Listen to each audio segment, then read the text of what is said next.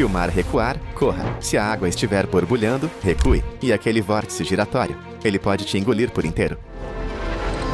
À primeira vista, parecem espirais elegantes e hipnóticas, girando calmamente na superfície da água. Mas por baixo desse movimento giratório, existe uma força poderosa o suficiente para prender nadadores, virar barcos e puxar tudo para baixo. Redemoinhos e vórtices aquáticos não são apenas contos de piratas ou mitos gregos. Eles são reais e mais comuns do que a maioria das pessoas pensa. Essas armadilhas giratórias de água se formam quando correntes opostas colidem, ou quando a água flui rapidamente por um obstáculo como rochas, naufrágios ou quedas repentinas em terrenos subaquáticos. O que você vê na superfície pode parecer pequeno, talvez com alguns metros de largura, mas a sucção abaixo pode ser assustadoramente forte. Alguns redemoinhos giram com tanta violência que sugam o oxigênio da água, sufocando peixes e desorientando animais marinhos maiores. Até mergulhadores experientes os evitam. O risco não é apenas ser puxado para baixo, mas sim a rotação caótica, que torna quase impossível nadar para fora da água quando se está dentro da corrente. Quanto mais fundo o vórtice se move, mais difícil se torna escapar. Em alguns casos, mergulhadores descreveram a sensação como se estivessem dentro de uma máquina de lavar que está tentando arrancar seus equipamentos. Agora, alguns podem dizer: nunca chegarei perto de um redemoinho gigante. Mas elas não se formam apenas em vastos oceanos. Podem surgir em rios, portos, reservatórios, ou até mesmo grandes lagos, especialmente perto de represas ou comportas. Às vezes, o que parece um corpo de água calmo tem um ralo escondido embaixo dele, e quando as condições são adequadas, ele começa a girar. Portanto, se você avistar a superfície da água circulando sobre si mesma, por mais calma que pareça, não se aproxime. Volte atrás, porque o que está por baixo não é algo que você queira explorar em primeira mão.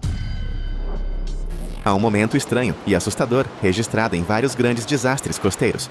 O mar recuando repentinamente, deixando peixes se debatendo na areia, revelando rochas e recifes que não eram vistos há anos. Parece fascinante, quase um milagre. Mas o que na verdade sinaliza é algo muito mais sério. Um tsunami pode estar a minutos de distância. Essa queda no nível da água é o alarme silencioso da natureza. E não soa duas vezes. A maioria das pessoas espera que os tsunamis apareçam como ondas enormes e violentas, como nos filmes. Mas na realidade, o primeiro sinal costuma ser a água desaparecendo.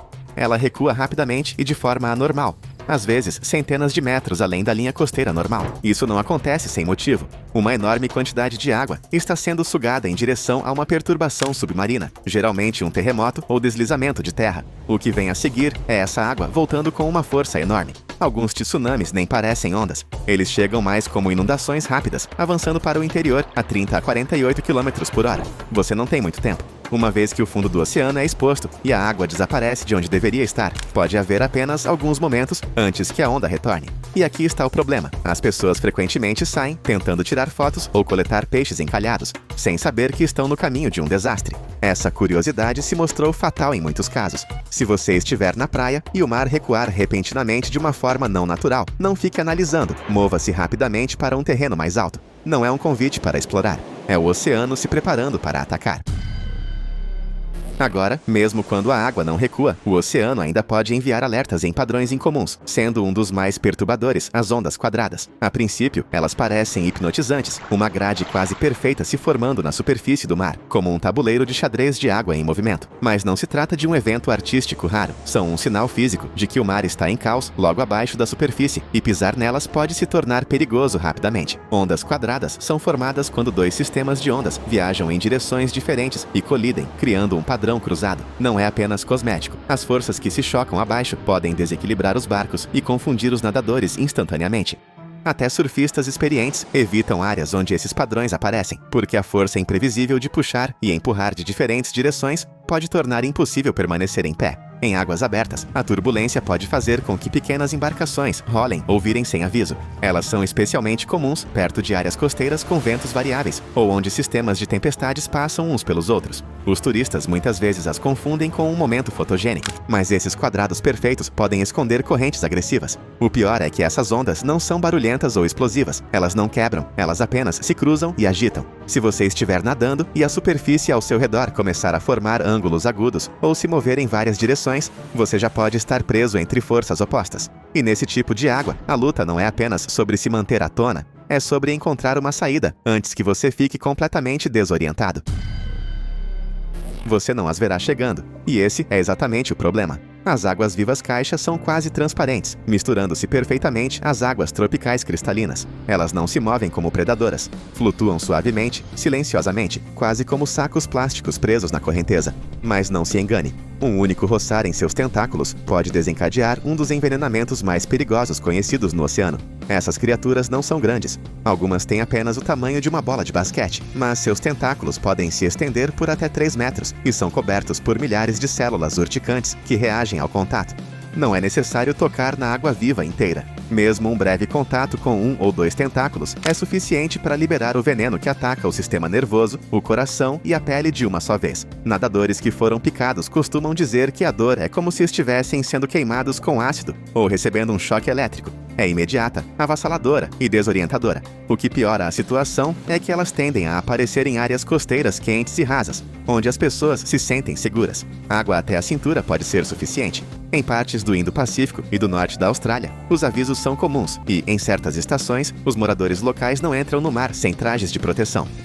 Picadas de água-viva podem causar pânico, o que só aumenta o risco de afogamento. Muitas pessoas só percebem o que aconteceu quando a dor chega. E aí já é tarde demais para reagir com calma. Essas águas-vivas não perseguem e não parecem perigosas. Mas é isso que as torna tão eficazes. O oceano nem sempre é barulhento quando está em seu auge. Às vezes, ele apenas flutua em silêncio, esperando que alguém se aproxime demais. Se você estiver em águas tropicais e notar placas de alerta na praia, ou banhistas locais permanecendo do lado de fora, apesar do bom tempo, não ignore. Você pode estar diante de um perigo que nem consegue ver. Você se aproxima da praia, esperando encontrar água cristalina e convidativa, mas em vez disso, ela se apresenta verde vivo, ou pior, vermelho escuro, como em um filme de terror. Essas mudanças drásticas de cor são resultado da proliferação de algas tóxicas, e quando elas aparecem, a melhor opção é ficar longe. Essas proliferações não têm apenas uma aparência estranha, mas também podem liberar toxinas na água e no ar, prejudicando pessoas, animais e ecossistemas inteiros. Elas ocorrem quando certos organismos microscópicos, como cianobactérias ou dinoflagelados, se multiplicam descontroladamente. Basta água morna, luz solar e excesso de nutrientes de terras agrícolas próximas ou do escoamento de esgoto. Assim que a floração começa, ela se espalha rapidamente. Algumas deixam a água verde neon e espessa como tinta. Outras a mancham de vermelho, um fenômeno frequentemente chamado de maré vermelha. O nome parece dramático, mas não é exagero. Essas florações podem sufocar a vida marinha, fazer com que milhares de peixes sejam arrastados para a água e irritar os olhos, os pulmões e a pele apenas pela proximidade. Pessoas relataram dores de cabeça, náuseas e erupções cutâneas após nadar durante uma floração, e alguns tipos de algas até liberam toxinas transportadas pelo ar que afetam quem caminha na praia. Em lagos, lagoas e áreas costeiras, os sinais são óbvios se você souber o que procurar. Espuma ou cores estranhas se espalhando pela superfície. Algumas florações são tão densas que bloqueiam a luz solar, matando as plantas e interrompendo o suprimento de oxigênio debaixo d'água. Torna-se uma zona morta. Não se deixe enganar pelas cores vibrantes. Não se trata apenas de água suja. É uma reação química em andamento. Se a água não parecer natural, tiver um cheiro ruim ou deixar resíduos na superfície, não se arrisque. Nenhuma foto vale a exposição, e uma vez que as toxinas entram no seu corpo, elas podem permanecer por muito tempo depois que você sair da praia. O oceano nem sempre mostra os dentes. Às vezes, ele puxa silenciosamente, sem um respingo ou rugido, e é isso que torna as correntes de retorno tão perigosas. Esses canais estreitos e rápidos de água fluem para longe da costa, em velocidades surpreendentes, às vezes mais rápido do que nadadores olímpicos. Eles não arrastam as pessoas para baixo, eles as arrastam para fora, e elas atacam quando tudo parece calmo. Você pode estar nadando perto da costa, se sentindo bem, e de repente perceber que está mais longe da terra do que o esperado. É assim que começa. Uma corrente de retorno pode se formar em qualquer lugar onde haja uma quebra nas ondas, entre bancos de areia, perto de pires ou em fendas entre recifes de corais. A água que foi empurrada para a costa pelas ondas tem que fluir de volta de alguma forma, e ela encontra o caminho de menor resistência. Essa é a correnteza. O perigo surge quando as pessoas entram em pânico. A maioria tenta nadar direto de volta para a terra, mas isso é como nadar contra uma esteira ligada à velocidade máxima. A exaustão se instala rapidamente. Os salva-vidas aconselham os nadadores pegos em uma correnteza a manterem a calma, flutuarem e nadarem paralelamente à praia até escaparem da correnteza e então voltarem para a costa. Mas mesmo sabendo disso, é assustador se sentir puxado para águas mais profundas sem aviso. Em muitas praias, você verá placas avisando sobre correntezas, mas a água ainda parece calma. Esse é o truque. As correntezas geralmente deixam um caminho suave e escuro, através das ondas sem espuma, sem turbulência óbvia. Pode parecer o local mais seguro para nadar, mas se as ondas não estiverem quebrando em uma parte da praia e a água parecer excepcionalmente calma, essa pode ser a rota de saída para milhares de litros de água. E esse não é um lugar onde você queira estar. Parece um balão translúcido flutuando nas ondas, talvez até algo que você pegaria e jogaria como um brinquedo de praia. Mas a caravela portuguesa é uma das ameaças mais enganosas do oceano. Não é uma água-viva, embora se pareça com uma. E não é uma criatura única, é uma colônia de organismos especializados trabalhando juntos. O que ela é, no entanto, está armada com tentáculos que podem se estender por mais de 9 metros de comprimento e desferir uma ferroada poderosa, o suficiente para paralisar peixes pequenos e deixar um humano adulto em choque. Essas criaturas flutuam pela superfície do oceano, empurradas pelo vento como velas vivas. Elas são comuns em águas tropicais e subtropicais, frequentemente aparecendo nas praias após tempestades. Seus tentáculos venenosos se arrastam atrás deles, quase invisíveis na água. Você nem precisa ver o corpo para ser picado. Os tentáculos ainda podem liberar veneno horas após a morte do animal. A picada é excruciante. As pessoas a descrevem como uma dor elétrica e ardente que se espalha rapidamente pela pele e pelos músculos. Embora raramente seja fatal, a dor pode ser insuportável e, em alguns casos, causa problemas respiratórios, cardíacos ou desmaios. A pior parte? Essas criaturas costumam chegar em grupos, cobrindo trechos inteiros da costa com fios de veneno. Alguns banhistas, especialmente crianças, os confundem com brinquedos de plástico ou infláveis e tentam pegá-los. Até mesmo um pequeno toque é suficiente para desencadear uma resposta defensiva. E não pense que você está seguro em águas rasas. O navio de guerra pode se aproximar da costa e ainda assim causar uma ferroada surpresa sob as ondas. Se você vir algo azul, translúcido e balançando nas ondas, não o cutuque, não o toque, não se aproxime. Saia da área e avise os outros. O oceano tem suas próprias armadilhas, e esta vem disfarçada de algo inofensivo. Começa silenciosamente. Uma porção de água começa a borbulhar como refrigerante, sem explicação, sem respingos, sem ondas, apenas uma estranha perturbação na superfície. Não é algo para se atravessar a nado. Em muitas partes do mundo, água borbulhante é um aviso sério. Muitas vezes, significa que algo grande está se movendo abaixo da superfície, um predador, uma fonte subaquática ou uma bolsa de gás escapando das profundezas. Em áreas vulcânicas, a ascensão das bolhas pode estar ligada a fontes hidrotermais ou até mesmo a mudanças sísmicas no fundo do mar. Essas fontes não liberam apenas gás. Algumas expelem água fervente ou produtos químicos que podem queimar a pele ou causar desorientação. Em outros lugares, bolhas podem sinalizar vazamento de metano ou dióxido de carbono presos através dos sedimentos, gases que podem reduzir os níveis de oxigênio e sufocar a vida marinha em instantes. Morreram peixes inteiros após esses tipos de liberação de bolhas. Depois, há o fator vida selvagem. Mergulhadores notaram que cardumes de peixes ou animais grandes como baleias ou lulas, que crescem rapidamente, frequentemente empurram o ar e a areia para cima, criando borbulhamento repentino que parece inofensivo até que a água ao redor comece a se mover. Tubarões circulando em frenesi de alimentação também podem causar comportamento aquático semelhante. Bolhas rápidas e dispersas que rompem a superfície sem nenhuma causa visível. Em águas calmas, aglomerados de bolhas geralmente não pertencem. Se a superfície parece estar fervendo ou brilhando de forma não natural, recue. Algo abaixo está perturbando o equilíbrio, e seja geológico ou biológico, não é uma boa ideia descobrir da maneira mais difícil. É fácil esquecer, mas água e eletricidade são uma mistura mortal. E ao contrário de um raio no céu, a água eletrificada muitas vezes parece perfeitamente normal. Sem faíscas, sem luz brilhante, apenas a superfície calma e a ameaça oculta da corrente elétrica. Seja por cabos subaquáticos quebrados, fiação defeituosa de marina ou um raio recente, a água carregada pode ser fatal em segundos. Uma fonte comum é o afogamento por choque elétrico, um risco silencioso encontrado perto de docas e barcos, especialmente onde os sistemas elétricos não são bem conservados. Quando a eletricidade vaza na água doce, nem sempre mata instantaneamente, mas paralisa os músculos, tornando quase impossível nadar.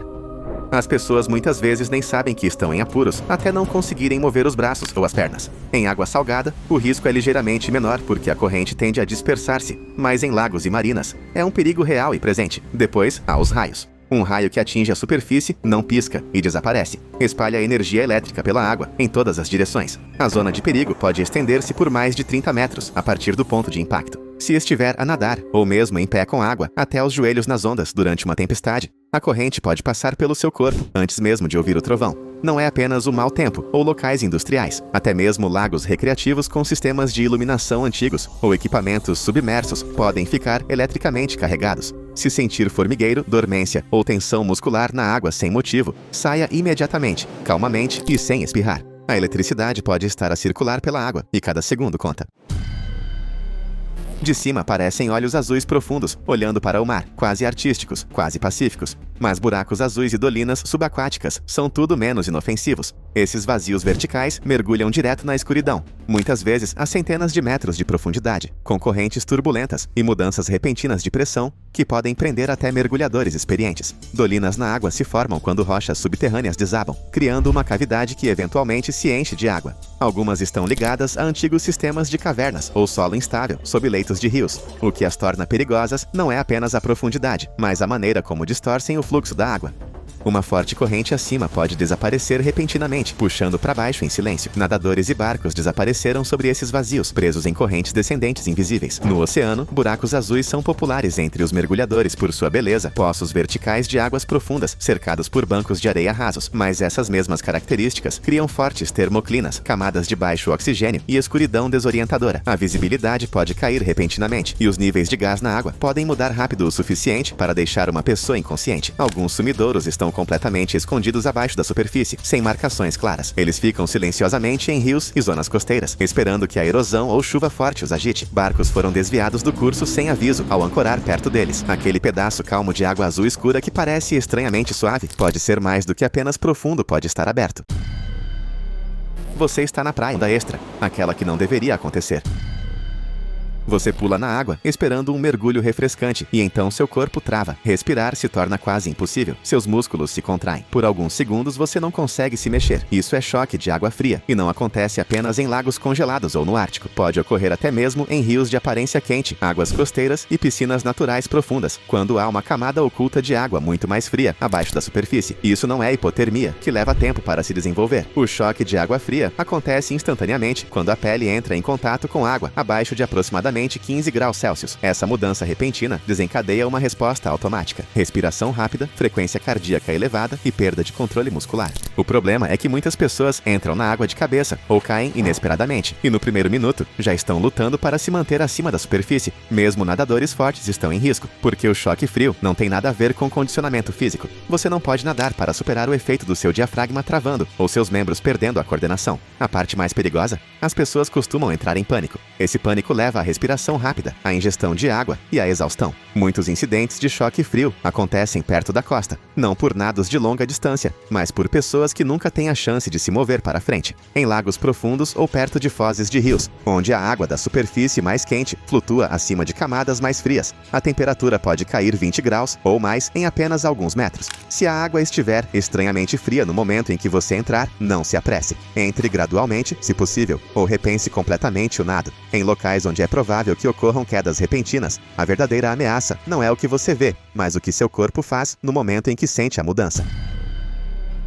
Você está flutuando sobre águas azuis cristalinas, com a luz do sol brilhando através das ondas. Então, com o canto do olho, você vê movimento. Formas finas e velozes cortando a superfície. A princípio, elas parecem inofensivas. Depois, mais aparecem. Dezenas, talvez centenas. Se você estiver vendo sombras tremeluzentes logo abaixo da água, pode estar nadando sobre um cardume de peixes-agulha, ou barracudas, e não quer ficar muito tempo. Os peixes-agulha são esguios, rápidos e incrivelmente astutos. Eles tendem a nadar perto da superfície, e são atraídos por respingos. À noite, ou em condições turvas, eles podem ficar desorientados e pular para fora da água. E quando o fazem, suas longas mandíbulas em forma de bico podem causar ferimentos graves. Alguns encontros foram comparados a ser atingido por lanças voadoras. Barracudas, por outro lado, são atraídas por objetos brilhantes e movimentos bruscos. Elas nem sempre são agressivas, mas são imprevisíveis e se movem com o tipo de velocidade que não deixa tempo para reagir. O perigo nem sempre está no ataque, mas em estar muito perto quando esses peixes começam a se mover. Quando assustados, os peixes-agulha disparam em linhas retas, às vezes para fora da água e direto em direção a barcos ou nadadores. Barracudas podem circular em silêncio, esperando por uma ameaça ou oportunidade percebida. Se você vir um grupo compacto e prateado se movendo rapidamente para frente e para trás, abaixo de você, interprete isso como um sinal para recuar lentamente e sair da área sem espirrar. Peixes não formam cardumes em grandes números, a menos que haja um motivo para alimentação ou proteção. Se eles estiverem se agrupando, algo pode estar caçando por perto. E se você estiver no meio desse grupo, você acabou de se colocar bem no caminho do que está prestes a acontecer.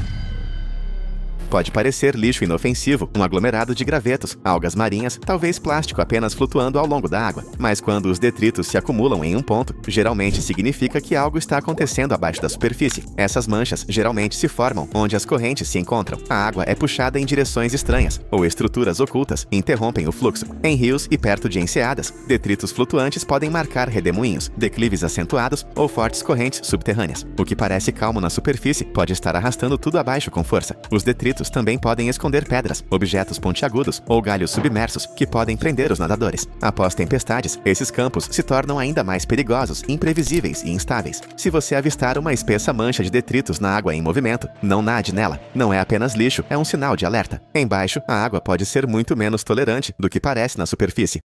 A Fossa das Marianas. O abismo mais profundo e escuro do nosso planeta. Um lugar onde a luz do sol nunca chega, onde a pressão esmaga qualquer coisa despreparada. Lá embaixo, no vazio negro e silencioso, algo se moveu. Uma sonda de águas profundas, baixada na fossa para pesquisa, capturou a filmagem. A princípio, apenas mais um clipe do fundo do mar desolado. Mas então, uma sombra. Uma forma maciça e lenta, deslizando do lado de fora das luzes da sonda. A forma era muito grande, muito deliberada. Não era um cardume de peixes ou detritos à deriva. Era uma criatura, um predador. Os pesquisadores que revisaram a filmagem ficaram atordoados. Eles analisaram as proporções, o movimento. O que quer que fosse essa coisa, ela ofuscava um grande tubarão branco.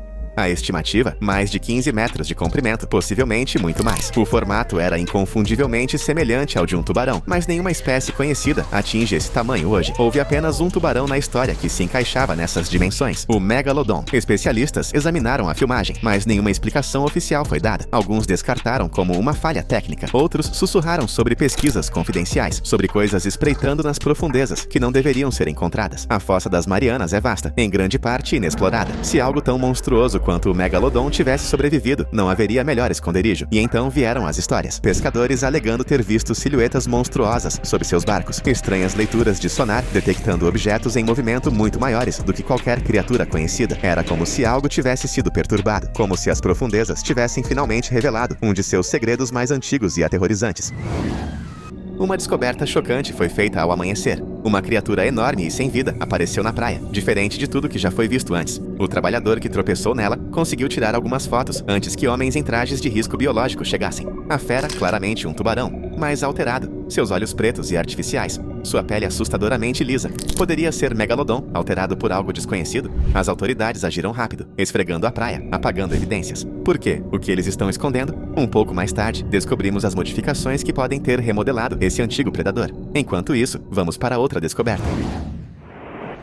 Tudo começou com biólogos marinhos na costa da Califórnia, monitorando baleias azuis para padrões de migração. O que eles encontraram os deixou sem palavras. Cortes profundos, marcas de mordidas enormes e curvas esculpidas na pele grossa desses gigantes oceânicos. Nenhum predador vivo hoje deveria ser capaz de tal dano. Grandes tubarões brancos, muito pequenos, orcas, seus dentes não combinam. No entanto, essas feridas eram recentes, algumas ainda sangrando, como se o que quer que as tenha atacado ainda estivesse lá fora, caçando. O tamanho do raio da mordida contava uma história perturbadora. Alinhava-se quase perfeitamente com o que os cientistas haviam reconstruído a partir das mandíbulas do Megalodon. Isso era impossível, não era? Alguns descartaram como velhas cicatrizes reabrindo, mas isso não explicava a profundidade das feridas ou a gordura despedaçada. O que quer que tenha feito isso tinha um poder muito além de qualquer predador conhecido. A especulação se espalhou. Alguns disseram que era um tubarão desonesto de águas profundas, um não descoberto. Outros sussurraram uma possibilidade mais sombria, que o Megalodon nunca foi embora. Então veio a imagem do sonar da costa da Austrália.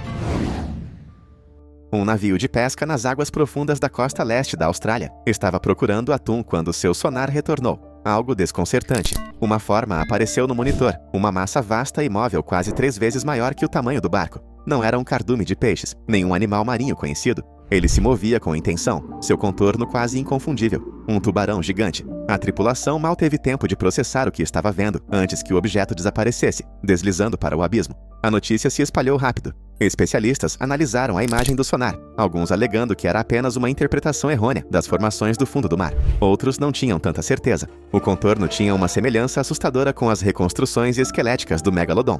Poderia ter sido um encontro estranho com uma espécie desconhecida que desafia a classificação moderna? Se sim, por que ele continua desaparecendo antes que possamos provar? Alguns acreditam que as profundezas guardam mais do que entendemos. E a próxima evidência? Um vídeo que deixou os especialistas sem palavras. Em seguida, examinaremos as imagens mais misteriosas de tubarões de águas profundas já capturadas, que podem ser a prova mais próxima de algo escondido sob as ondas. Tudo começou como uma descoberta silenciosa. Um navio de pesca de alto mar, trabalhando na costa da Austrália, puxou algo que não deveria existir. Uma criatura com pele áspera e pré-histórica, olhos que refletiam uma luz não natural e dentes serrilhados e irregulares, curvados de uma forma assustadoramente semelhante a algo do passado distante. Os pescadores que o pegaram ficaram abalados, recusando-se a falar publicamente. Alguns dizem que autoridades do governo chegaram antes que a mídia pudesse, confiscando o espécime e deixando para trás apenas um punhado de imagens borradas. Mas o verdadeiro choque veio depois. Imagens de um submersível subaquático na mesma região mostraram outra coisa. Uma massa escura, movendo-se lentamente do lado de fora das luzes, muito grande para ser algo conhecido.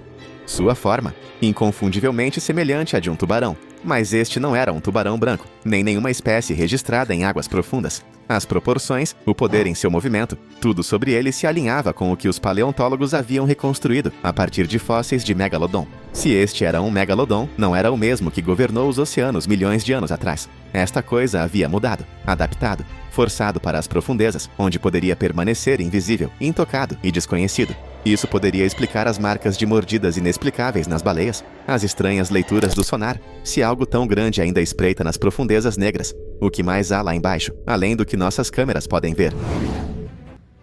Em 1976, a USS Stein, uma fragata da Marinha do Sissaquariliua, estava em patrulha de rotina no Pacífico quando seu equipamento de sonar apresentou defeito. A tripulação presumiu que era um problema técnico. O que eles encontraram quando examinaram o navio contou uma história diferente. A cúpula do sonar, reforçada, construída para suportar as pressões das profundezas, estava despedaçada, não amassada, não arranhada, rasgada. Enormes cortes profundos cobriam a superfície, cheios de restos de algo estranho. Estruturas semelhantes a ganchos incrustados nas feridas, o tipo encontrado apenas em um predador conhecido, lula gigante, mas o tamanho das marcas não correspondia a nenhuma lula registrada. Biólogos marinhos estimaram que o que quer que tenha feito isso era muito maior do que até mesmo os maiores espécimes conhecidos. Alguns especularam uma espécie desconhecida de lula de águas profundas, outros acreditavam que era algo completamente diferente, um antigo predador do abismo, ainda à espreita, ainda caçando, uma criatura com o poder de desabilitar um navio de guerra da marinha, sem nunca ser vista. Se algo tão poderoso pôde passar despercebido por tanto tempo, o que mais há lá fora? O que mais sobreviveu, escondido na escuridão inexplorada do oceano? Quanto mais fundo vamos, mais percebemos que não sabemos o que está observando. E talvez, apenas talvez, seja algo que pensávamos ter morrido há milhões de anos. Era para ser um dia comum na água. Um grupo de pescadores australianos saiu cedo, seu barco cortando as ondas da costa de Nova Gales do Sul. O oceano estava calmo, o céu limpo, até que a sombra apareceu abaixo deles. Era enorme. Uma escuridão em movimento que se estendia mais do que todo o barco, deslizando logo abaixo da superfície. Os homens congelaram. Eles já tinham visto tubarões antes, mas nunca isso. Um deles, um pescador experiente que passou décadas no mar, jurou que tinha mais de 30 metros de comprimento. Só a cabeça era do tamanho de um barco a remo, a barbatana dorsal elevando-se para fora da água como uma vela. Movia-se lentamente, deliberadamente, como se estivesse ciente da presença deles. Então, em um instante, o oceano explodiu. A criatura monstruosa agitou sua cauda, enviando ondas contra o barco. Os homens mal conseguiram se firmar antes que ele desaparecesse nas profundezas, deixando apenas água agitada para trás. As notícias se espalharam rápido, mas poucos acreditaram nelas. Cientistas descartaram isso como exagero. Outros alegaram que tinham visto a mesma coisa, mas estavam com muito medo de falar. Alguns especularam que o megalodon nunca desapareceu completamente, apenas recuou, deslizando para as profundezas onde ninguém poderia segui-lo. Os pescadores nunca mais voltaram para aquelas águas. E por anos, marinheiros locais sussurraram sobre o gigante que ainda vagava sob as ondas.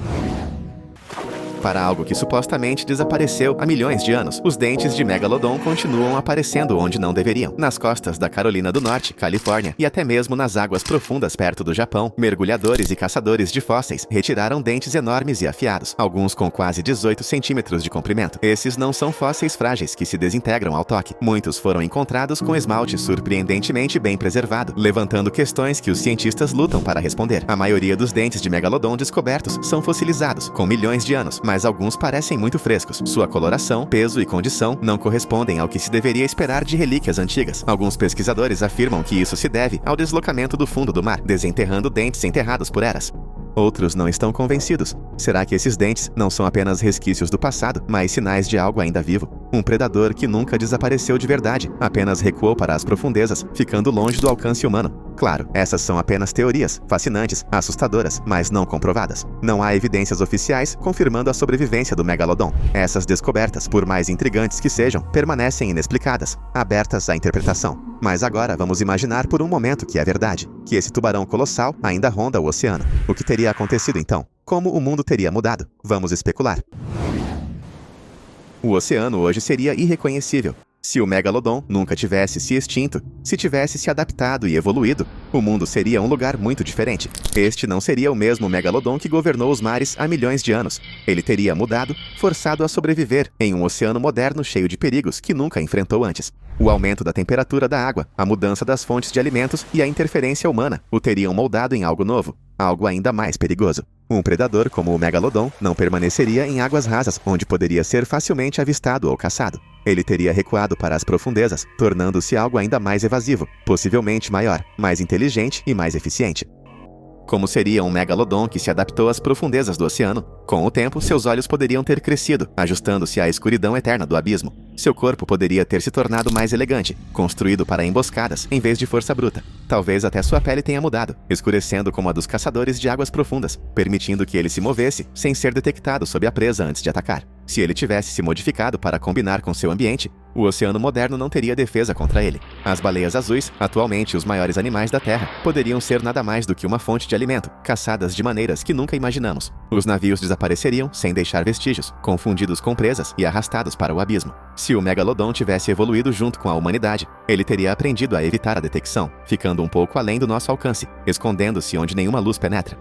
Isso poderia explicar as enormes marcas de mordidas nas baleias, as estranhas anomalias de sonar que se movem como se estivessem caçando. Mas e se encontrássemos? Como o mundo reagiria? Se os avistamentos se tornassem frequentes, não seria apenas uma curiosidade científica, seria uma crise global. A pesca comercial em águas profundas acabaria da noite para o dia. Os navios de carga que transportavam suprimentos vitais repensariam suas rotas. A indústria do turismo, construída em torno do mergulho, surf e exploração oceânica, entraria em colapso quando o medo tomasse conta. Os governos poderiam declarar regiões oceânicas inteiras como restritas, designando-as como territórios do Megalodon, se ao menos admitissem que ele fosse real, e nós tentaríamos estudá-lo, caçá-lo, capturá-lo. Se puxássemos algo assim para a luz, o que realmente estaríamos descobrindo? Estaríamos revelando um sobrevivente da pré-história, ou algo completamente diferente, algo moldado pelo abismo, algo que não estamos preparados para enfrentar. Claro, essas são apenas teorias, especulações, possibilidades, nada mais. A ciência nos diz que o Megalodon já se foi há muito tempo, extinto. Nada resta dele, exceto seus dentes, espalhados pelo fundo do oceano.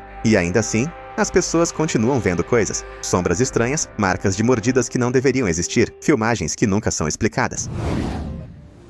O Megalodon não era apenas um tubarão grande, era um colosso, um predador que ofuscava quase tudo no oceano. Seu tamanho tem sido debatido por décadas, mas os pesquisadores concordam que ele foi um dos maiores peixes carnívoros que já existiram. Dentes e vértebras fossilizados fornecem pistas, mas sem um esqueleto completo, os cientistas confiam em comparações com tubarões modernos. As estimativas mais aceitas colocam o Megalodon com 15 a 18 metros de comprimento, com alguns valores atípicos, sugerindo que os indivíduos poderiam ter atingido mais de 20 metros. Isso é mais longo do que um ônibus escolar, e pelo menos 3 vezes o comprimento dos maiores tubarões brancos vivos hoje. O tamanho por si só não é o que torna o Megalodon assustador.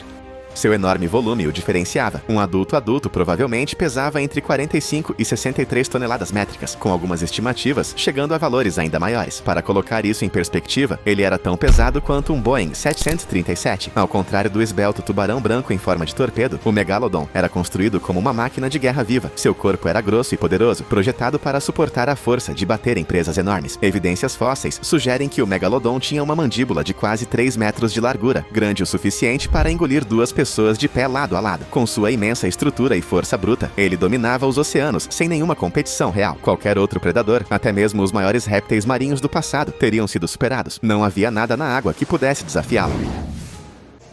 Um predador do tamanho do Megalodon precisava de uma arma poderosa o suficiente para derrubar presas enormes, e suas mandíbulas foram construídas para a destruição. Sua boca se estendia por quase 3 metros de largura, capaz de devorar uma pessoa adulta em uma única mordida. Mas o tamanho não era tudo. Sua força de mordida era incomparável. Estimativas sugerem que a mordida do Megalodon fornecia até 2.800 kg de pressão por centímetro quadrado, tornando-a a mordida mais poderosa de qualquer criatura conhecida. Para efeito de comparação, um grande tubarão branco morde com cerca de 280 kg de força, enquanto um crocodilo de água salgada, um dos mordedores mais fortes vivos hoje, atinge apenas 260 kg. A estrutura de seus dentes revela ainda mais sobre seu poder de caça. Cada dente era serrilhado como uma lâmina de serra, projetado para cortar carne e osso com facilidade, ao contrário dos tubarões modernos, que perdem e substituem milhares de dentes menores ao longo de sua vida. Os dentes do Megalodon eram enormes, com alguns atingindo mais de 18 centímetros de comprimento. Essas não eram apenas ferramentas para morder, elas foram construídas para esmagar. Ossos de baleia da época do Megalodon foram encontrados com cortes profundos e costelas quebradas, evidência clara de um predador que não apenas matava sua presa, ele a pulverizava. E o Megalodon não desperdiçava energia perseguindo peixes menores, ele ia atrás das maiores criaturas do oceano.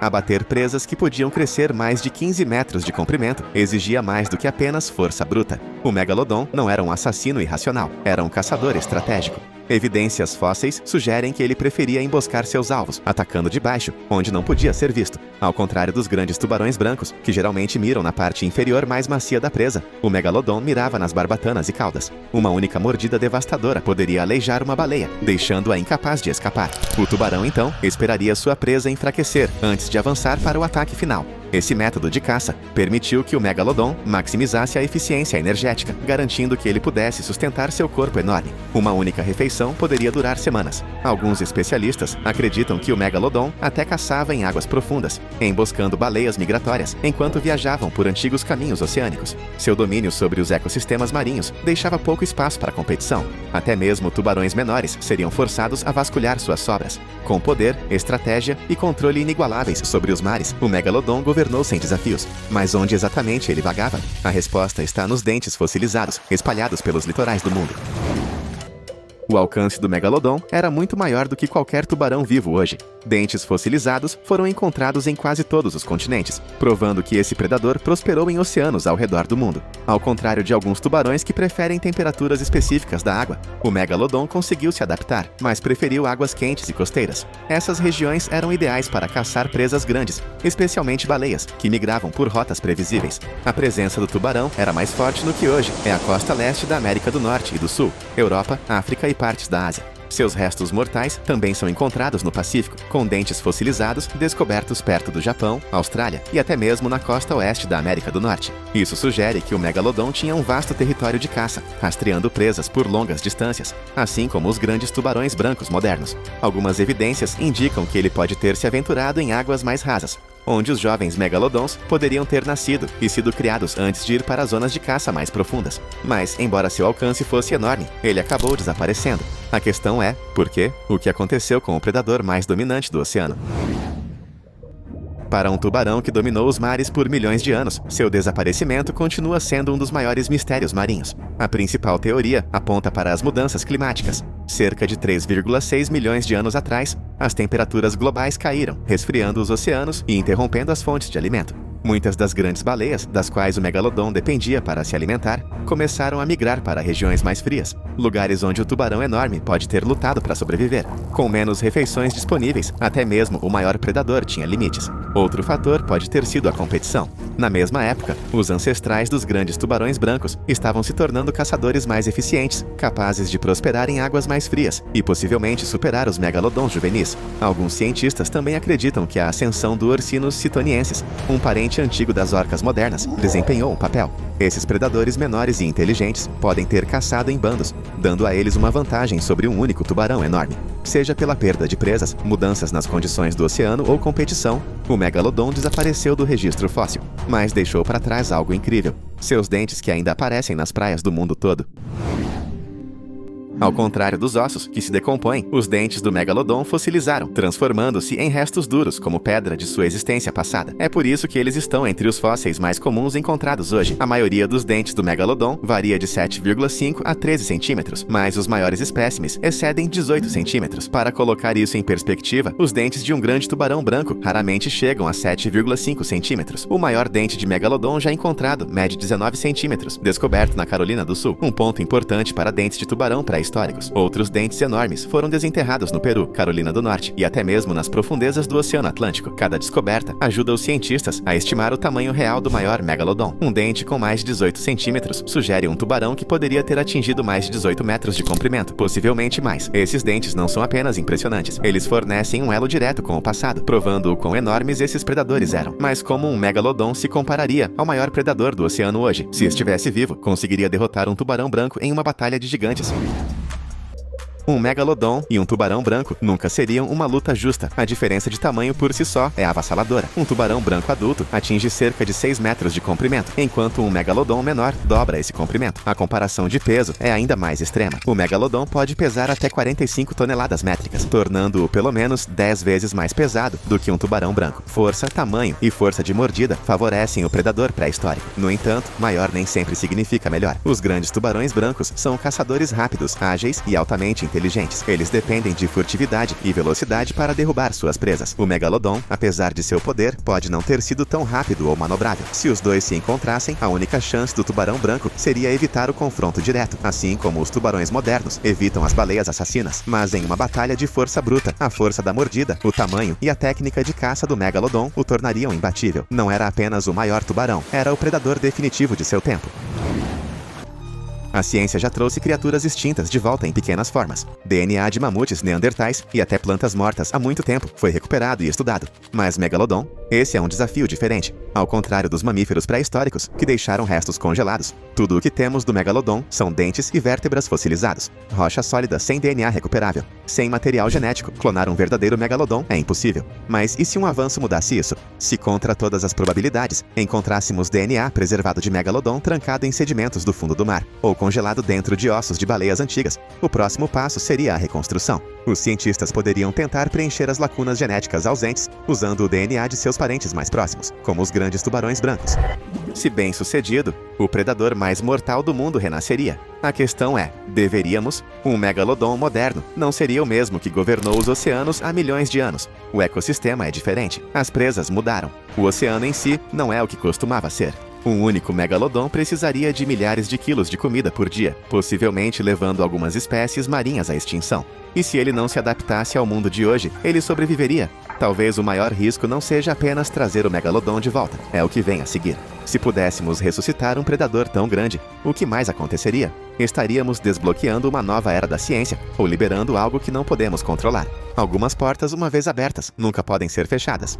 Nas profundezas do vazio negro da Fossa das Marianas, algo flutuava silenciosamente pela água congelante e não parecia pertencer a este planeta. Durante uma descida de rotina, cientistas capturaram imagens de uma criatura que foi chamada de uma das formas de vida com aparência mais alienígena já registradas na Terra. Não estava nadando, estava flutuando, perfeitamente imóvel, brilhando na escuridão como uma água viva construída por outra civilização, com um corpo cristalino em forma de sino e luzes vermelhas e amarelas brilhantes que pulsavam por dentro como a energia de um reator. A criatura quase parecia projetada, não evoluída. Seus longos tentáculos se estendiam para fora como se estivessem escaneando, procurando. Não estava piscando ou se movendo rapidamente como a maioria das águas vivas. Pairava, calma e fria, como se já tivesse nos visto chegando. Até hoje, ninguém sabe exatamente quantas delas existem na fossa. Alguns acreditam que seja uma espécie do gênero Crossota, mas esta parecia diferente. O que a torna ainda mais estranha é a localização. Essa forma de vida brilhante não foi encontrada em algum oceano aberto. Ela estava flutuando perto de uma encosta remota, raramente explorada por humanos.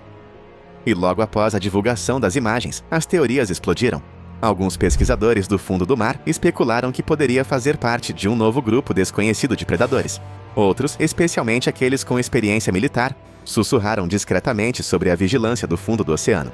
Que poderia não ser apenas uma água viva, que poderia ser algo... observando. Claro, isso parece loucura. Até você lembrar que a Fossa das Marianas é o lugar menos explorado de todo o planeta. Apenas uma pequena fração dela já foi vista por humanos. E nas partes que filmamos, já estamos encontrando criaturas que brilham como lâmpadas. flutuam como máquinas e se movem de maneiras que não fazem sentido biológico. Nem tudo na Fossa das Marianas parece vivo. Algumas coisas parecem erradas. Em 2017, durante um mergulho profundo em um dos corredores mais escuros da fossa, cientistas capturaram imagens de algo flutuando no fundo do mar que causaram arrepios em toda a sala de controle da missão. À primeira vista, parecia uma mancha pálida, flutuando sem rumo. Mas então a câmera se aproximou e a equipe percebeu que não tinha rosto. O que encontraram foi uma criatura tão bizarra que não era vista há mais de 100 anos. A enguia de Cusco sem rosto, sem olhos, sem boca visível de frente, apenas uma cabeça lisa e carnuda com nada além de pele, como um fantasma que se esqueceu de terminar de se formar. A boca está, na verdade, escondida embaixo, e seus olhos minúsculos e cegos estão enterrados tão profundamente na pele que você mal consegue detectá-los. Na escuridão quase total da Fossa das Marianas, ele não precisa de visão. Ele caça sentindo vibrações na água. É assim que ele se move. É assim que ele come. A parte realmente assustadora? Esta não foi uma anomalia única. A equipe encontrou mais de um. Vários deles flutuando em silêncio perto de rachaduras profundas na parede da fossa. Especialistas dizem que isso pode significar que eles se adaptaram para viver em lugares onde nenhum outro predador ousa ir. Lugares com pressão esmagadora e quase nenhuma vida. Mas outros não têm tanta certeza. Há rumores sussurrados online sobre câmeras de águas profundas capturando coisas que se pareciam com o peixe sem rosto, mas se moviam rápido demais ou se contorciam de maneiras não naturais. Poderia ser uma relíquia de um tempo antes da visão? Uma espécie intocada pela evolução por milhões de anos? Ou poderia ser parte de algo mais estranho, algo que não deveríamos encontrar? Há uma criatura à espreita nos cantos mais escuros da Fossa das Marianas, que parece ter sido feita para aterrorizar. Com um corpo que parece uma tira de músculos, uma boca com dentes afiados como navalhas e uma cauda que se contorce como um chicote. Esse predador, semelhante a uma enguia, desliza silenciosamente pelo chão da fossa, caçando em um mundo onde não existe luz. É longo, rápido e quase invisível, até que já esteja muito perto. Quando abre a boca, estica-se muito mais que a própria cabeça, como uma armadilha se fechando com um estalo. O que os cientistas acreditam ter encontrado faz parte de um grupo de enguias de águas profundas que parecem quebrar todas as regras da biologia. Elas raramente são vistas, quase nunca capturadas, e quando o são, geralmente aparecem em formas distorcidas, como se a pressão de serem trazidas à superfície as danificasse. A característica mais perturbadora? Suas mandíbulas, bocas enormes e escancaradas, projetadas para engolir presas maiores do que elas, incluindo outros peixes de águas profundas. Algumas dessas enguias até brilham na ponta da cauda, usando uma luz fraca para atrair suas vítimas na escuridão total. Durante uma descida perto das cristas mais baixas das trincheiras, um desses predadores foi visto se contorcendo através de uma nuvem de detritos, seu corpo quase como o de uma serpente, com um movimento que parecia mais deliberado do que instintivo. Biólogos marinhos confirmaram a multa, mas não conseguiram explicar por que seu corpo era quase translúcido, ou como ele era capaz de se mover com tanta precisão em profundidades esmagadoras. Se há uma criatura que parece ter saído de um pesadelo nas profundezas do mar, é esta, o Diabo do Mar Negro. Encontrado perto da Fossa das Marianas, este peixe pescador é um dos predadores de aparência mais assustadora já registrados em filme. Com a pele mais negra que carvão, fileiras de presas curvadas para dentro e uma isca brilhante balançando bem na frente do rosto. Este peixe não apenas caça, ele engana. Aquela pequena isca bioluminescente age como uma lanterna na escuridão total. Ela balança suavemente, pisca e então estala. Acaba antes mesmo que a presa perceba o que a atingiu. O diabo marinho negro não é grande. A maioria tem menos de 20 centímetros de comprimento. Mas o que lhe falta em tamanho, ele compensa em puro terror. Ele flutua imóvel na água, completamente parado, com sua isca brilhante, lançando luz no vazio. Sua boca fica aberta o suficiente para ver os dentes curvos em forma de agulha, perfeitamente espaçados para capturar qualquer coisa azarada, o suficiente para vagar por lá. Quando os cientistas filmaram um pela primeira vez em seu habitat natural, ficaram atordoados. Ninguém nunca tinha visto um vivo nessas profundezas antes, mas alguns pesquisadores acreditam que há mais neste predador do que sabemos. Eles avistaram sombras maiores perto das mesmas profundidades, semelhantes a tamboris, mas muito maiores. Alguns acreditam que pode haver uma espécie desconhecida espreitando mais fundo na trincheira, uma versão mais profunda do diabo marinho. E se isso for verdade, ainda não vimos o pior. Algo estranho acontece quanto mais fundo você vai. As criaturas na Fossa das Marianas não se adaptam apenas à pressão esmagadora. Muitas delas crescem até tamanhos absolutamente gigantescos. É chamado de gigantismo marinho profundo, e os cientistas ainda não sabem ao certo por que acontece. Lá embaixo, na fossa, espécies comuns têm primos assustadoramente grandes. Veja o isópode gigante, por exemplo, um parente distante do tatuzinho de jardim. Mas na fossa, essa coisa cresce até o tamanho de um gato doméstico, com um exoesqueleto segmentado e olhos alienígenas que refletem refletem a luz como vidro. Ele rasteja pelo fundo do oceano lentamente, mas com um propósito, como se soubesse que você está observando. Uma teoria sugere que a falta de predadores nas profundezas dá a essas criaturas tempo e espaço para crescer. Outra aponta para as baixas temperaturas, desacelerando seu metabolismo, permitindo que vivam mais e cresçam. Mas alguns pesquisadores acreditam que é algo completamente diferente, que o gigantismo marinho profundo pode ser a maneira da natureza de esconder DNA antigo, criaturas que não mudaram por milhões de anos, evoluindo silenciosamente para versões grandes o suficiente para rivalizar com os principais predadores da Terra pré-histórica.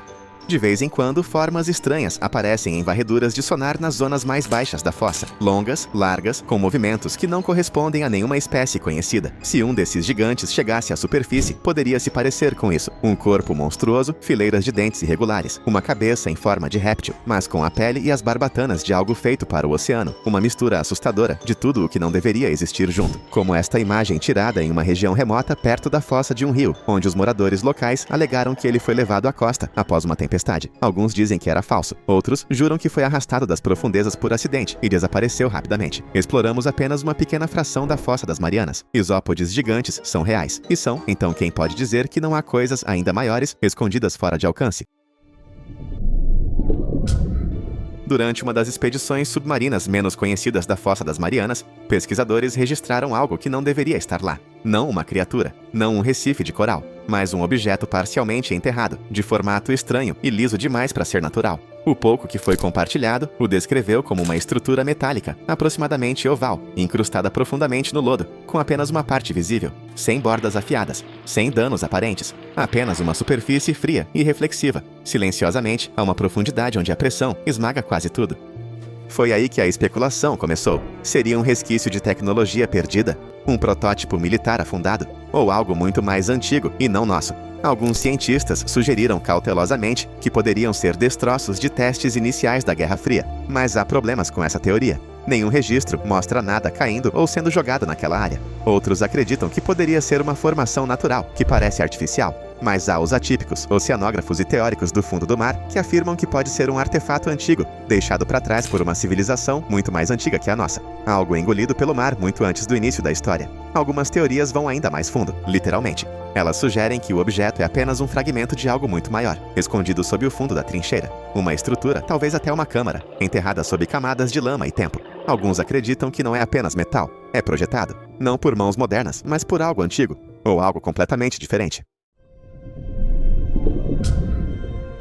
Em 1997, algo aconteceu no sul do Oceano Pacífico que ninguém consegue explicar completamente. Nas profundezas das ondas, não muito longe da Fossa das Marianas, um microfone subaquático captou um som tão alto, tão estranho, que abalou a comunidade científica. Era baixo, estrondoso, orgânico e absolutamente massivo. Pesquisadores da NOAA o apelidaram de The Bloop, o Bloop. A princípio, alguns pensaram que fosse gelo se movendo, ou um terremoto distante. Mas quando analisaram a frequência, não correspondia a nenhum evento geológico. Parecia algo vivo. O bloop não era apenas alto, era colossal.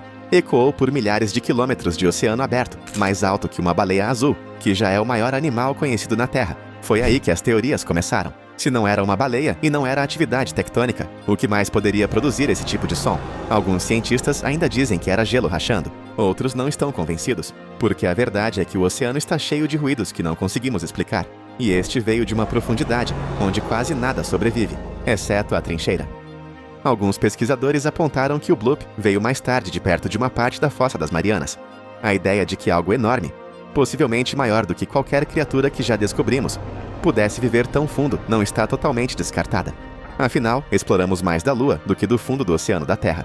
Ao longo dos anos, o bloop se tornou o centro das teorias da conspiração do fundo do mar. Alguns acreditam que é o chamado de um enorme animal que vive nas fossas, algo que só surge a cada poucas décadas. Alguns até o associam a lendas antigas, a monstros que os marinheiros juraram ter ouvido antes de desaparecerem sem deixar vestígios. Houve até especulações de que os governos captaram mais sons como esse, e os mantiveram classificados. Uma coisa é certa, o som era real, e o que quer que o tenha causado era grande, muito grande. Nas profundezas frias e negras da Fossa das Marianas, onde nem a luz ousa viajar, espreita uma criatura que parece ter vindo de outra dimensão. Chama-se Gigantactis. E se você está pensando em um monstro demoníaco das profundezas do mar com uma vara de pescar embutida saindo da testa, não está muito longe. Este predador é pequeno em corpo, mas sua arma e inacreditável. Uma isca brilhante, às vezes maior que seu próprio corpo, chicoteia a escuridão como uma vara de pescar viva. E isso não é para decoração, é uma armadilha. O Gigantactis não persegue sua presa. Ele fica à espreita. Essa enorme isca bioluminescente pulsa, cintila e dança na escuridão como uma chama subaquática, atraindo peixes menores e invertebrados para mais perto. Até que ataca. Sua mandíbula se abre e seus dentes finos como agulhas se fecham mais rápido do que a vista consegue rastrear. E assim, outra criatura desavisada desaparece nas sombras. O que torna tudo ainda mais assustador é que a isca pode dobrar, flexionar e até enrolar, controlada por um sistema muscular de raios nas nadadeiras que os cientistas ainda não compreendem completamente. Alguns pesquisadores acreditam que essa capacidade pode permitir que o Gigantactis imite outras formas de vida, vermes, larvas e até mesmo sinais elétricos piscantes, para confundir e atrair diferentes tipos de presas. Se isso for verdade, este peixe não está apenas caçando, está fingindo ser todo o resto na trincheira. Apesar de quão aterrorizante e avançada esta criatura pareça, mal a vimos na natureza. A maioria das imagens vem de filmagens remotas de submarinos ou de espécimes preservados trazidos de profundidades incríveis. E mesmo assim, muitos deles chegam danificados, esticados ou decompostos, como se o que vive lá embaixo nunca tivesse sido destinado a emergir.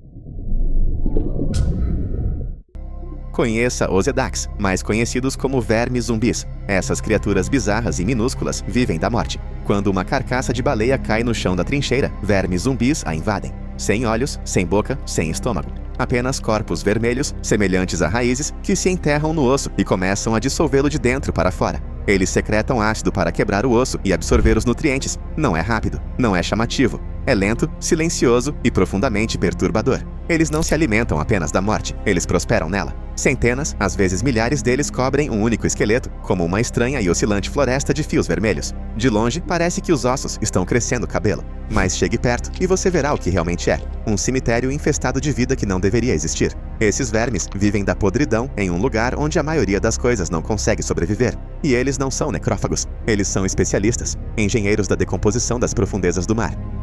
Existem até teorias de que os vermes Osedax poderiam estar limpando mais do que apenas ossos de baleia. Alguns pesquisadores se perguntam se eles poderiam decompor restos maiores e mais antigos, coisas que não vimos nos oceanos modernos, criaturas pré-históricas, ou pior, não classificadas. Porque nos últimos anos, vestígios de DNA encontrados perto de leitos ósseos de trincheiras nem sempre correspondem a espécies conhecidas. É raro, mas é o suficiente para causar espanto. Em um lugar como a Fossa das Marianas, nem a morte é o fim. Algo está sempre esperando para se alimentar silenciosamente, pacientemente, sem deixar vestígios. E os vermes zumbis? Eles não são os maiores monstros lá embaixo, mas podem ser os que têm o maior alcance. A imagem da câmera do drone foi cortada e sumiu. A pressão era quase incontrolável. Mas então, algo se moveu através da lente. Não era um peixe, não era uma enguia. Algo humanoide, pálido, sem pelos e de membros longos, com pele como borracha e olhos escuros e enormes que não piscavam. A equipe congelou. Por um segundo, a criatura pareceu notar a câmera e depois desapareceu na escuridão. A equipe presumiu que fosse uma falha. Eles rebobinaram a filmagem. Ela ainda estava lá. Eles nunca divulgaram o vídeo oficialmente. Apenas alguns quadros estáticos saíram. Bastaram. Rumores explodiram online. Alguns começaram a chamá-lo de Perseguidor das Profundezas, um nome que pegou. Outros especularam que se tratava de uma espécie desconhecida das profundezas do mar. Talvez até mesmo algo que viveu na fossa, muito antes da existência da vida marinha moderna. Mas havia outra teoria, que se espalhou como fogo, a de que não era um animal, mas algo inteligente. Alguns acreditam que o Perseguidor das Profundezas não é apenas uma criatura, mas uma pequena colônia, possivelmente até mesmo uma espécie oculta, que evoluiu muito além do que imaginamos ser possível nas profundezas. A teoria diz que esses seres poderiam viver em fontes geotérmicas, usando calor e minerais para sobreviver, e podem ter se desenvolvido de forma completamente diferente da vida na superfície. Se algo como o Perseguidor das Profundezas existe na fossa, o que mais poderia estar escondido no resto do oceano? Vamos além da Fossa das Marianas e mergulhar nas águas mais estranhas da Terra. Depois de tudo o que vimos, criaturas com mandíbulas de balão, chamados invisíveis, e corpos de vidro vivos, você pensaria que não resta muito que ainda possa nos surpreender. E, no entanto, o oceano profundo continua entregando. O peixe machado de águas profundas é um predador assustador, pequeno e prateado, que vive na zona de penumbra do oceano e é quase impossível de ver. Seu corpo é coberto por escamas espelhadas que refletem a luz em todas as direções, permitindo que desapareça à vista de todos. Ele não apenas se mistura, mas manipula a luz, ajustando seu brilho para combinar com o ambiente escuro. Com olhos enormes e voltados para a frente e um corpo fino e fino em forma de machado, parece menos um peixe e mais uma peça de tecnologia de águas profundas. Os cientistas ainda não entendem completamente como ele se esconde tão perfeitamente. Mas uma coisa é clara: não está apenas evitando predadores. Está evitando algo que ainda não encontramos. Algo mais profundo. Algo observando. E nessa escuridão, a invisibilidade não é apenas uma vantagem. É a única maneira de sobreviver. Minúsculo, translúcido e aterrorizante, Frônima não apenas caça, ele domina. Este anfípode das profundezas do mar encontra criaturas macias em forma de barril chamadas salpas, escava-as por dentro e então se move para dentro. Ele vive dentro do corpo de sua presa como uma cápsula flutuante, pondo ovos e flutuando pela água no que parece uma cápsula de vidro viva. É tão estranho que inspirou diretamente o design da criatura no filme Alien. Mas essa coisa é real. Filmado perto da dorsal mesoatlântica, Frônima tem olhos enormes e ocos, e membros em forma de garras, que parecem muito avançados. Para algo tão pequeno, seu corpo translúcido quase desaparece com pouca luz, tornando-o quase impossível de detectar. Os cientistas acreditam que é um raro exemplo de um parasita das profundezas do mar, que se adaptou não apenas para sobreviver, mas para usar sua presa como armadura. Capturada em câmera apenas algumas vezes, a lula de barbatana grande é uma das criaturas mais alienígenas já registradas nas profundezas. Com um corpo de apenas alguns metros de comprimento e braços que se estendem por até 6 metros, ela flutua pela escuridão como uma marionete em fios invisíveis. Seus membros pendem retos para baixo, com estranhas curvas em forma de cotovelo que nenhuma outra lula tem. Quando se move, não nada como um cefalópode típico. Ela paira, lenta, silenciosa e perturbadoramente graciosa. Cientistas acreditam que ela usa seus longos braços para varrer o fundo do mar em busca de alimento, mas ninguém nunca a viu se alimentar. Filmada pela primeira vez por câmeras de plataformas de petróleo e veículos terrestres de águas profundas perto do Golfo do México e do Pacífico, sua presença é rara e assustadora. Ninguém sabe quantos são, a que profundidade vivem, ou por que tem esse formato. Alguns pesquisadores admitem discretamente que esta lhes dá arrepios. Não parece um animal, parece um aviso. Eles parecem inofensivos, quase fofos, mas os porcos do mar são algumas das criaturas mais estranhas e de aparência alienígena que rastejam pelo fundo do mar. Esses equinodermos de corpo mole, parentes dos pepinos do mar, vivem nas partes mais profundas e escuras do oceano, às vezes a mais de 4.800 metros de profundidade. Eles andam lentamente pela lama, usando pernas tubulares que inflam e desinflam, dando-lhes um andar flutuante e não natural. Alguns até usam a pressão da água para subir e descer seus corpos, mas o que realmente os torna estranhos é como eles se alimentam, detectando os menores traços de matéria em decomposição, muitas vezes a quilômetros de distância. Em grandes números, eles se assemelham a um exército de insetos pálidos e sem ossos marchando pelo abismo. Roves de águas profundas os filmaram em enxames, rastejando silenciosamente, sem serem perturbados pela pressão esmagadora ou pelo frio congelante. Alguns pesquisadores dizem que os porcos do mar são um sinal de morte. Eles aparecem quando algo grande morreu nas proximidades. Nas profundezas, eles não são predadores, eles são a equipe de limpeza. Você não acreditaria se não o visse, um peixe com a cabeça completamente transparente. Nas profundezas do Oceano Pacífico, pesquisadores capturaram imagens do peixe-olho de barril, flutuando imóvel com seus olhos verdes brilhantes voltados para cima, fixos na silhueta de qualquer coisa que passasse por cima. Dentro de sua cabeça clara, em forma de domo, você pode ver toda a estrutura cerebral e as órbitas oculares, expostas, brilhantes, vivas. Aqueles olhos em forma de barril também não são fixos, eles giram. O peixe pode apontá-los para a frente, para rastrear a presa, e depois virá-los para trás para procurar perigo. Ele mal se move, pairando como um pequeno submarino. Alguns acreditam que ele está adaptado para um mundo onde movimento é igual à morte. Um espião projetado pela natureza para sobreviver à escuridão total. É frágil, incapturável e incrivelmente raro. E mesmo com imagens diretas, ainda não parece real. É um dos sinais mais claros de que o mar profundo não é apenas desconhecido, é inacreditável.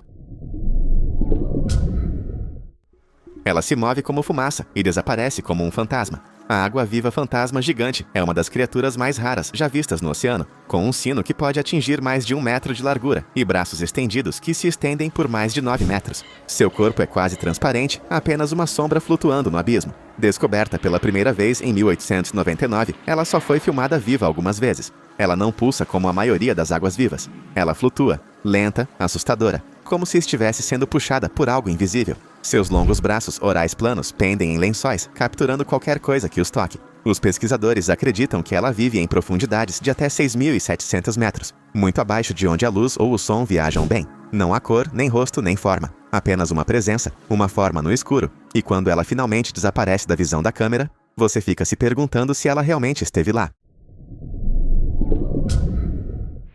No fundo do oceano, onde a crosta terrestre se rompe e o líquido superaquecido irrompe no mar, Algo impossível está vivo. Vermes tubulares gigantes, alguns com mais de 2,4 metros de altura, formam colônias ao redor de fontes hidrotermais, prosperando em água fervente e tóxica, que mataria quase qualquer outra coisa. Não há luz solar nem oxigênio. Apenas enxofre, calor e pressão. E, no entanto, essas criaturas florescem. Elas não têm boca nem sistema digestivo. Em vez disso, sobrevivem por meio de uma relação simbiótica com bactérias que se alimentam dos produtos químicos das fontes. É uma vida construída a partir de veneno e fogo. Alguns cientistas acreditam que é aqui que a vida na Terra pode ter começado, ou onde ainda existem outros mundos, sob oceanos alienígenas. Observar esses gigantes pálidos balançando nas sombras de chaminés vulcânicas é como espiar o ecossistema de outro planeta. Eles não vivem apenas nas profundezas, eles as possuem, e são a prova de que os segredos mais estranhos do oceano são aqueles que reescrevem tudo o que pensávamos saber sobre a própria vida.